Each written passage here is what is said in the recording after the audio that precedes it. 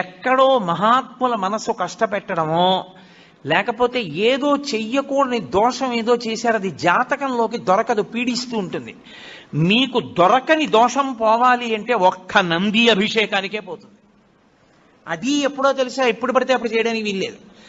త్రయోదశి నాటి సాయంకాలం శివాలయంలో శివలింగానికి పొద్దున్న అభిషేకం అయిపోతుంది కాబట్టి అలంకారం చేసేసి రుద్రాధ్యాయంతో నందీశ్వరుడికి అభిషేకం చేస్తారు. అభిషేకం చేసి నంది మూర్తినంతటినీ కడిగి అలంకారం చేసి చందనం బొట్టు పెట్టి నందీశ్వరుడికి శివలింగానికి ఏకకాలంలో హారతిత్తితే సమస్త దోషములు ఉపశాంతి పొందుతాయి. ఒక్క త్రయోదశి నాడే, ఇక ఇంకొక రోజు లేదు దానికి.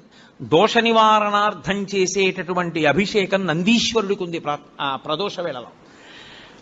జాతకంలో వచ్చేటటువంటి అంత గొప్ప గొప్ప దోష